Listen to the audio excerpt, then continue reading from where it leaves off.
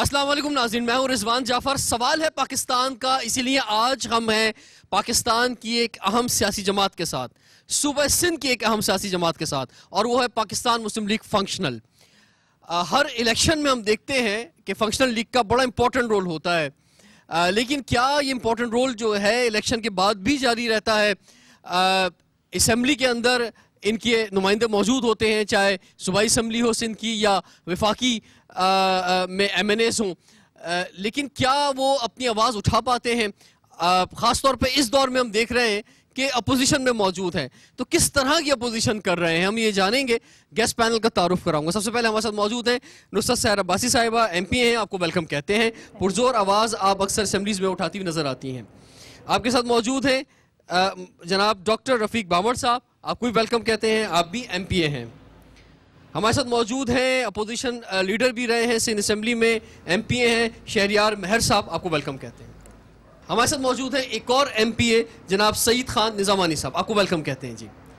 और उसके साथ साथ सदर वुमेंस विंग कराची शहनाज जमील साहिबा हमारे साथ हैं, आपको भी वेलकम कहते हैं। नुसरत सहर अब्बासी साहिबा, आपसे आगाज़ करते हैं। असम्बली में आपकी आवाज़ बड़ी भरपूर नज़र आती है, लेकिन वो क्या आवाज़ जो है वो अवामी मसाइल के लिए भी होती है? सिंध के जहाँ बहुत सारे इशूज़ मौजूद हैं, एक आप अपोजिशन के अंदर हैं और दूसरी अपोजिशन जमातों के साथ, तो ये आवाज़ जो है ये पार्लियामेंट के अंदर ये कैसी भरपूर रहती है? कभी इसका कुछ फ़ायदा हुआ है, कुछ समर मिला है आवाम को सिंध की? Thank you so much Rizwan. मेरा ये सेकंड टेन्योर है और पिछले 5 सालों से मेरे ख्याल में आप भी चैनल्स पे देख रहे होते होंगे, असेंबली की कार्रवाई ज़रूर आपने भी देखी होगी। तो हमने पिछले 9 सालों से अपोजिशन ही तो की है। हालांकि हम लोग को काफ़ी मौके मिले, PMLF को काफ़ी रिक्वेस्ट भी की गई कि आइए हुकूमत में आ जाइए, मज़े लीजिए। बीच में कुछ लास्ट टेन्योर में कुछ टाइम हम गए थे, वो भी जरदारी साहब की रिक्वेस्ट पे, लेकिन जब हमने देखा कि वो ट्रैक से हटे हुए लोग हैं, सिवाय करप्शन के उन लोगों को सिंध की आवाम से कोई मतलब नहीं है, तो हम तो कंटिन्यूसली कर रहे हैं। और फिर मेरा अगर आप हमारा PMLF का किरदार देखेंगे असेंबली में, तो मेरे ख्याल में सबसे ज़्यादा बिजनेस तो हमारी तरफ से जा रहा होता है।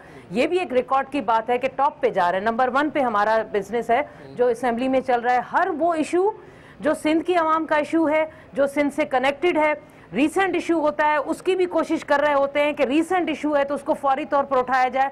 लेकिन अफसोस डेमोक्रेसी में डिक्टेटरशिप का एक सिलसिला चल रहा है कि किसी भी तरीके से वो रीसेंट इशू को वो लेना नहीं चाहते। उनकी कोशिश है कि 2013 का ही जो सिलसिला चल रहा है, जो क्वेश्चन चल रहे हैं, वो उसी इस वक्त तक वही सिलसिला चल रहा है। और जिस तरीके से वो चाहते हैं अपनी मर्जी के कवानीन पास कराते हैं, तो अब भी यही है कि मेजॉरिटी को ज़्यादा लाजमी है, मेजॉरिटी की अहमियत है, मेजॉरिटी के बलबूते पे वो अपने वो काले कवानीन भी। Welcome back. सवाल है पाकिस्तान का, इसीलिए आज हम हैं पाकिस्तान मुस्लिम लीग फंक्शनल के साथ, और हमें अब इस सेशन में ज्वाइन किया है मखदूम हसनैन साहब ने, सीनियर रहनुमा कराची डिवीजन की, आपको वेलकम कहते हैं जनाब। मखदूम साहब, आपसे आगाज़ करते हैं। आप कराची के एक रहनुमा हैं, कराची के भी बेनता मसाइल हैं, जैसे सुबह सिंध के लास्ट सेशन में जो है मसाइल हमें गिनवाए गए, तो आप एक बहुत अहम सियासी जमात हैं, तो क्या कराची के भी इशूज़ हैं, इसके लिए भी आपने कभी आवाज़ उठाई? कराची का कचरा, कराची की गंदगी, कराची के जो इशूज़ हैं, वो भी आपको नज़र आए पाकिस्तान मुस्लिम लीग फंक्शनल को? बिस्मिल्लाहिर्रहमानिर्रहीम। पहले तो हम आपका शुक्रिया अदा करते हैं कि आपने फंक्शनल लीग के और हमारे पार्लियामेंटेरियंस को भी आज मौका दिया कि वो आएँ और अपना आपके सामने अपना इज़हार ख्याल करें। कराची में हम पीरज़ादा यासिर साईं की क़यादत में कराची में हम पूरी टीम लेके चल रहे हैं, और हमारी पूरी टीम है जो कराची में एक सोशल वर्क और पॉलिटिकल वर्क को फंक्शनल लीग के झंडे के नीचे बहुत ज़बरदस्त काम कर रही है। क्योंकि जैसे अभी हमारे और पार्लियामेंटेरियंस ने भी आपको बताया कि मीडिया हमारे काम को नहीं दिखाती। हम बड़े बड़े जलसे कर रहे हैं, हम बड़ी बड़ी तकरीबात कर रहे हैं, उसका मीडिया हमें हमारी कवरेज नहीं करती। काम करेंगे, कुछ ऐसा काम करेंगे जो अवामी आवाज होगा, तो क्यों नहीं मीडिया दिखाएगा? मीडिया को तो खबर चाहिए होती है, और अगर कोई ऐसी खबर आप क्रिएट करेंगे तो मीडिया तो आपके दरवाजे पे पहुंचेगा फौरन। ये बात हमारी समझ से बाहर है कि इस तरह से हमें ब्लैकआउट क्यों किया जा रहा है। या तो इसमें कोई पीछे कोई साजिश है या जो भी है, हम दिन रात काम कर रहे हैं पीर साहब की हिदायत पे, यूनुस साईं की हिदायत पे, यासिर साईं की हिदायत पे। सारा दिन हम कराची के लोग, हमारी पूरी टीम है जो इस काम पे लगी हुई है। कचरा हो, इलेक्ट्रिसिटी का हो, पानी का मसला हो। असेंबली में जितने भी MPAs हैं उनमें सबसे ज्यादा मशहूर तो नुसरत सहर अब्बासी हैं। जी बिल्कुल। ये कुछ भी करती हैं तो मीडिया तो पूरे दिन इनको दिखाता रहता है। बिल्कुल। और हम अदी नुसरत को जो भी मसला होता है जैसे ही कोई बात होती है, जैसे ही होता है, हम फ़ौरन अदी नुसरत को व्हाट्सएप करते हैं कि ये आपने हम ये मसाइल हैं, इन पे आपने बात करनी है और इनको उठाना है। और ये हम शुक्रगुजार हैं अपने पार्लियामेंटेरियंस के कि वो फ़ौरन असेंबली में उठाते हैं। तभी इनके माइक भी बंद कर दिए जाते हैं, क्योंकि हम करते हैं हक सच की बात, और इसी वजह से हमारे इनके माइक भी बंद कर दिए जाते हैं। अच्छा, ये फरमाएं नुसरत सर अब्बासी साहिबा, क्या ये मुमकिन है कि 2018 में पाकिस्तान मुस्लिम लीग फंक्शनल का वजीर आला आ जाए?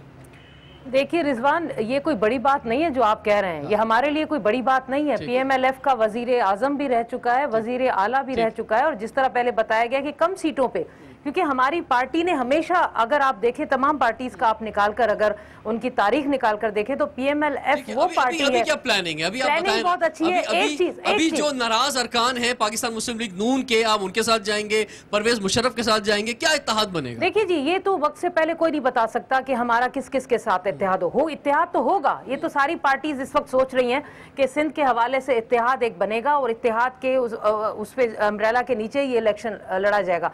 एक चीज वाज़ेह कर दूं कि इस वक्त जो प्लानिंग हो रही है ना, साजिश हो रही है, जो इन्होंने 2013 के उसमें इलेक्शन में की पीपल्स पार्टी ने, कि केयर टेकर गवर्नमेंट को अपने अंडर में कर लिया 18 अमेंडमेंट के बाद, और फिर सारा वो इलेक्शन हाईजैक कर लिया।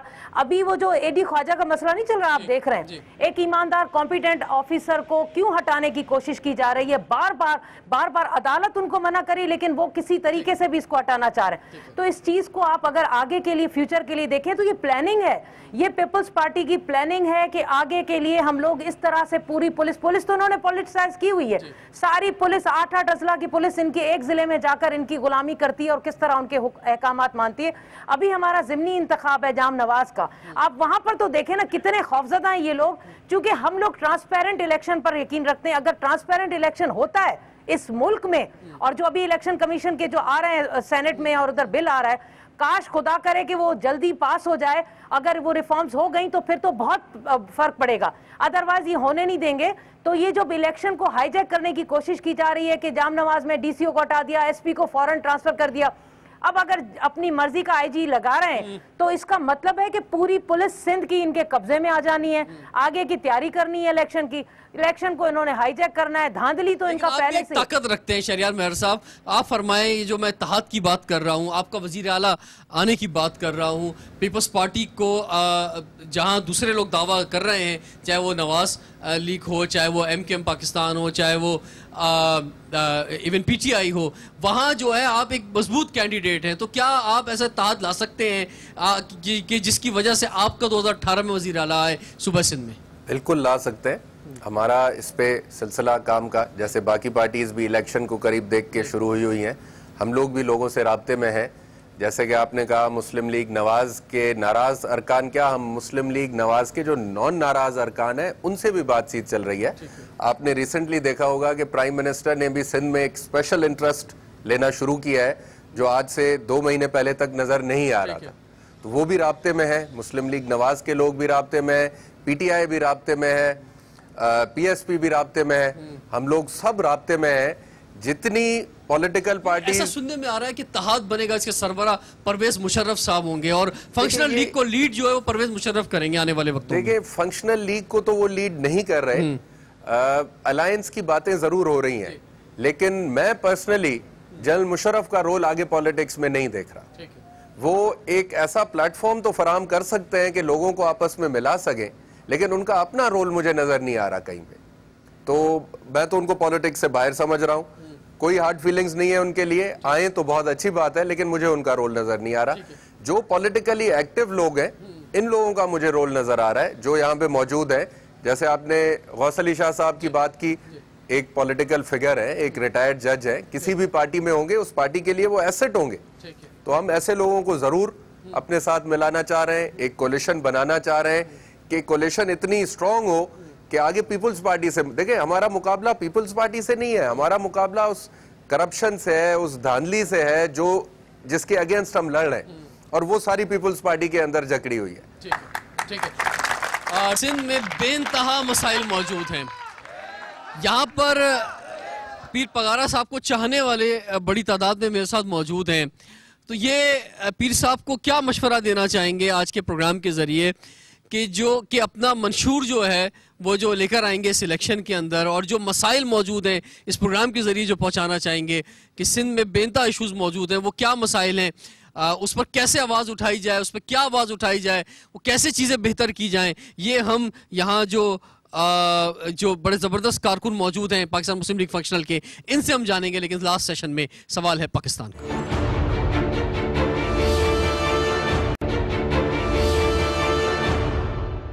Welcome back.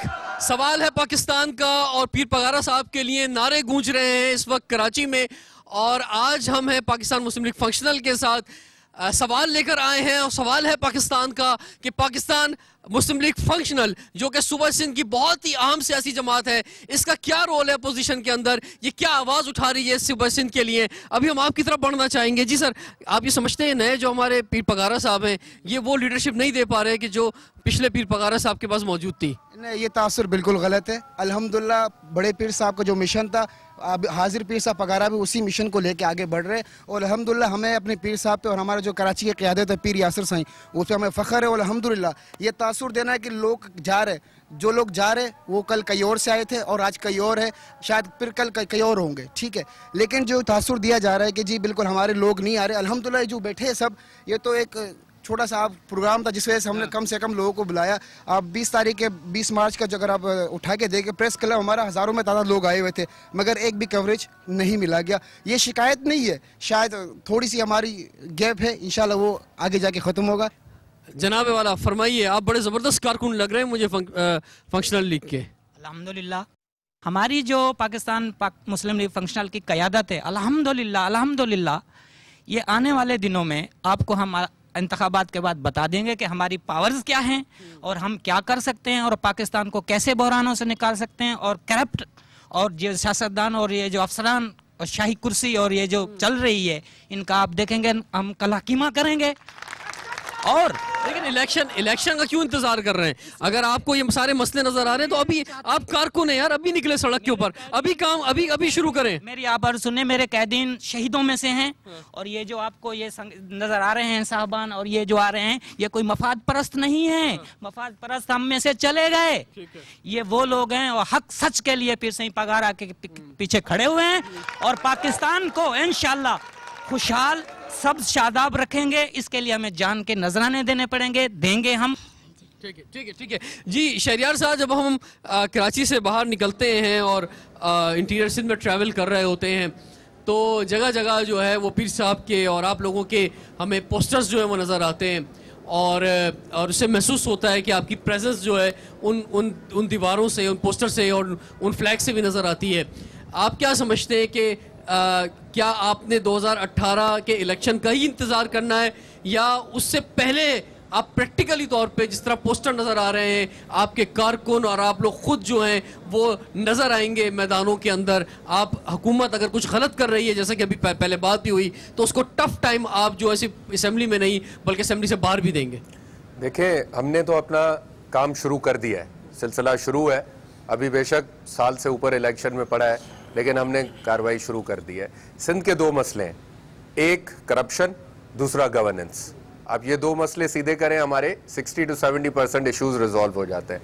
अगर तालीम ख़राब है तो करप्शन की वजह से ख़राब है, गवर्नेंस की वजह से ख़राब है। अगर हेल्थ सेक्टर ख़राब है तो इन्हीं दो फैक्टर्स की वजह से ख़राब है। अगर हमारा होम लॉ एंड ऑर्डर ख़राब है तो इन्हीं दो फैक्टर्स की। तो हमारी ये दो फैक्टर्स हैं, हमने आइडेंटिफाई किए हैं, और यही एजेंडा लेके हम 18 के इलेक्शन में आना चाह रहे हैं कि सिंध को अगर बचाना है, आगे चलना है, तो आपको यहाँ से करप्शन ख़त्म करनी पड़ेगी, गवर्नेंस सही करनी पड़ेगी।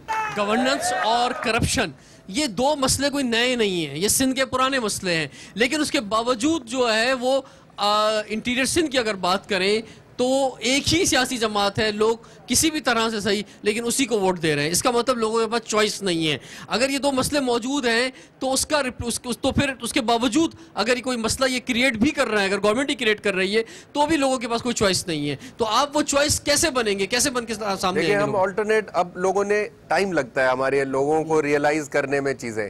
दो चीजों से ये कंट्रोल कर रहे थे लोग। आज भी शहर में हमसे पूछते हैं कि भाई पीपल्स पार्टी इतनी बुरी है तो फिर उनको वोट क्यों मिल रहा है? उसकी रीजंस हैं। एक, करप्शन, आप खरीद लेते हैं वोट, उसके बाद आप लोगों को मजबूर कर देते हैं। अगर नहीं देता तो फिर बाय फोर्स देना पड़ता है। किसी ना किसी का कोई भाई गवर्नमेंट जॉब में होगा, किसी इलाके में होगा, कोई रिश्तेदार होगा, वो जॉब नहीं कर सकता जब तक पीपल्स पार्टी को वोट नहीं देगा। जनाब सईद खान निजामानी साहब, मसाइल इन्होंने कहा गवर्नेंस के, करप्शन के, और क्या मसाइल हैं जो आप समझते हैं कि लोग जो हैं बहुत बुरी हालत के अंदर हैं? अगर इस वक्त जो रूल कर रही है पार्टी, अगर वो उसको एड्रेस नहीं कर रही, अगर आप उसको एड्रेस करते हैं, आपके इस वक्त MPs MNs के अलावा बल्दियात में भी लोग मौजूद हैं, आपको डिलीवर करते हैं, तो आपको बेहतर नताइज मिल सकते हैं। देखो ना, ये 9 साल से पीपल्स पार्टी की गवर्नमेंट है, चीफ मिनिस्टर उनका है, तो उन्होंने सिंध का तो खाना खराब कर दिया है। आप सिंध के निकल के देखें, ये सिर्फ पीपल्स पार्टी की चमक दमक है जिसके पीछे ये लोग घूम रहे हैं। चमक दमक खत्म हो जाएगी। 2013 की वो इलेक्शन की आप मिसाल नहीं दे, वो आरोज की इलेक्शन थी, वो एक मैंडेट इलेक्शन थी। वो पीपल्स पार्टी को वालों ने पुलिस के जोर पे पुलिसगिरी करके वो इलेक्शन जीती है। अभी 18 की इलेक्शन पुलिसगिरी नहीं होगी। ये हमारे कारकुन, हमारे वर्कर, ये आपके इस चैनल के, मैं इधर ये इससे बात कर रहा हूँ कि ये हम पोलिंग स्टेशनों पे अभी ऐसे नहीं छोड़ेंगे कि ये पुलिस आगे ठप्पे लगा के भर के ये चले जाएं। ये इलेक्शन बिल्कुल एक आदमी एक वोट देगा और वो इलेक्शन इंशाल्लाह ताला फ्री एंड फेयर होगी और इसके नतायज पाकिस्तान फंक्शनल के हक में होंगे। साहब, आप समझते हैं 2018 में आपकी पार्टी जो है वो एक बड़ी पार्टी के तौर पर सामने आएगी सूबा सिंध के अंदर? तो कराची के हवाले से हम आपको इंशाल्लाह सरप्राइज़ भी करेंगे कि जिस तरह से यासिर साईं की क़यादत में मैं और हमारी टीम जो काम कर रही है, तो इस दफ़ा पीपल्स पार्टी और बाकी MQM सबको सरप्राइज़ हो कि हम कराची से इंशाल्लाह 1 या 2 सीटें निकालने में भी कामयाब हो जाएंगे इंशाल्लाह। डॉक्टर रफ़ीक साहब, आप फरमाएं, पीर साहब की अपनी एक ताकत है और जहाँ सियासी तौर पे लोग उनको बहुत मानते हैं, वहाँ रूहानी तौर पर एक मजहबी अकीदत भी जो है बेनता रखते हैं। लेकिन शायद हम मीडिया में कई लोग बैठे हुए ये सोच रहे हैं कि जो साईं पिछले एक पीर पगारा साहब का जो एक वज़न था, जो उनकी एक ताकत थी, जो उनका एक जाओ जलाल था, जो उनकी एक अहमियत थी, नए पीर पगारा साहब वो लीडरशिप देने में अभी तक बहुत माजरत के साथ कामयाब नहीं हो सके हैं। वो फ्रंट से आकर पार्टी को जिस तरह लीड करना चाहिए, क्योंकि लीडर की असल ताकत होती है, वो नहीं कर पा रहे हैं। से देखे पीर साईं बड़े शाह मर्दान शाह 65 साल तक पीर पगारा रहे, 65 साल तक। उसके बाद ये हुरों का ये रवायत होती है, उनके रलत के बाद जो है वो उनका जो है वो हुरों जो है वो अपना नया पीर साहब लाते हैं। पीर साईं आए हैं, इनकी भी वो आप देखें, वो भी पुराने सियासतदान रहे हैं, बहुत दफ़ा मिनिस्टर रहे हैं, उनकी भी एक अपनी सियासी अप्रोच है। लेकिन आजकल का जो फैज़ चल रहा है, आप देख रहे हैं कि बचाव का सिलसिला है। पीर साहब का आपने देखा, जो शुरू में उन्होंने जलसा किया हैदराबाद में, मेरे ख्याल में सिंध में आज तक तो ऐसा जलसा तो कोई पार्टी कर नहीं पाई है। सिंध क्या, मैं ये कहूँगा कि पाकिस्तान लेवल पे ऐसा जलसा कोई सियासी पार्टी नहीं कर पाई है जो पीर साहब ने अपना पहला जलसा किया। तो ये सिलसिला वक्त के हिसाब से है, चल रहा है, ऐसी कोई बात नहीं है। पीर साहब का अपना एक विजन है और आप देख रहे हैं वो अपने उस पे चल रहे हैं और इंशाल्लाह आप देखेंगे कि पीर साहब जो है वो पूरे पाकिस्तान को, सूर्य बादशाह की औलाद है, पूरे पाकिस्तान को वो संभालेंगे। ठीक है जी। नुसरत सहर अब्बासी साहिबा, आखिर में आप जो हैं अपने कारकुनों को, अपने चाहने वालों को पूरे सिंध के अंदर, पूरे पाकिस्तान के अंदर क्या कहना चाहेंगी? लोग समझ रहे हैं कि 2 बहुत ही इंपॉर्टेंट लोग, बल्कि 3 इंपॉर्टेंट लोग जो हैं वो पार्टी छोड़ के दूसरी सियासी जमात में चले गए। पार्टी ऊपर जाने के बजाय कहीं नीचे तो नहीं जा रही है। पार्टी आप समझ रही हैं कि वो आगे बढ़ेगी, पार्टी ऐसे तहत में भी शामिल होगी और 2018 में क्या एक सरप्राइज़ दे सकेगी, क्या कामयाब हो सकेगी? रिजवान, जिनको आप बहुत ज़्यादा इम्पोर्टेंट कह रहे हैं, बहुत ज़्यादा अहम शख्सियात चली गई, वो अहम शख्सियात हमारे पास थी, वो हमारी वजह से, हमारी पार्टी में मौजूद होने की वजह से अहम शख्सियात थी। एक सीएम का उम्मीदवार था, दूसरा भी सीएम का उम्मीदवार था।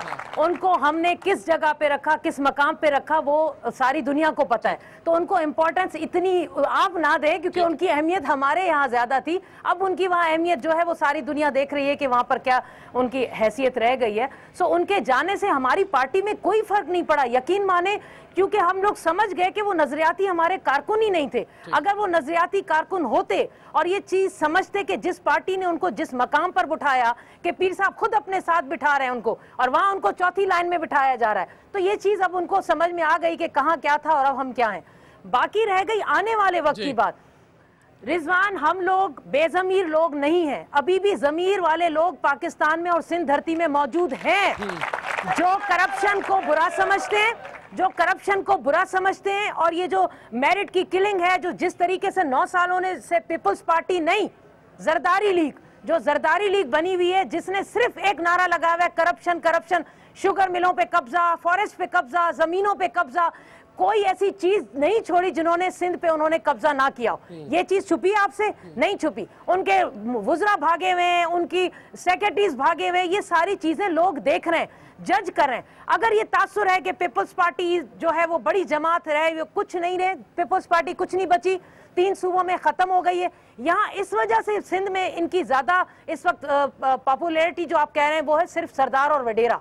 इस वक्त जितना भी सरदार और वडेरा है, ये ड्राइंग रूम में रह गए, ये इलेक्टोरल जो भी रह गए हैं, ये उनको अपने पास बुलाते हैं। और उनको, आपको पता है, जब अंग्रेज ने सर और खान का खिताब दिया था, तो ये उनकी तो नस्लें हैं जो सर और खान के खिताब की वजह से बैठी हैं। ये लोग सिर्फ इक़्तिदार के, पैसा हर वडेरे के पास है, हर सरदार के पास पैसा मौजूद है, लेकिन इक़्तिदार का नशा बहुत बुरा होता है। जिसको इक़्तिदार का नशा लग जाए वो फिर किसी सूरत में पीछे नहीं हटता। 2018 के इलेक्शन में आपको कामयाबी मिल सकती है इंशाल्लाह। और चूंकि मैं बार बार कहूंगी कि ट्रांसपेरेंट इलेक्शन बहुत जरूरी है। फौज की निगरानी में इलेक्शन हुआ और ट्रांसपेरेंट हुआ, तो खुदा की कसम पीएमएलएफ को रूलिंग पार्टी में लाने में मेरे ख्याल में कोई रुकावट नहीं हो सकती, क्योंकि हम ही लोग हैं जिन्होंने 9 सालों से तकलीफें काटी है सिंध की आवाम के लिए।